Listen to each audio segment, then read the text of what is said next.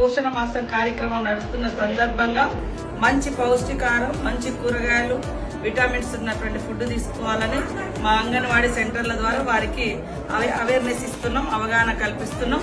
ప్రతి ఒక్కరు కూడా మహిళలు, ముఖ్యంగా పిల్లలు, మహిళలు, ఆడపిల్లలు ఇలాంటి వాళ్ళందరూ మంచి ఫుడ్ తీసుకోవాలని కోరుతాం.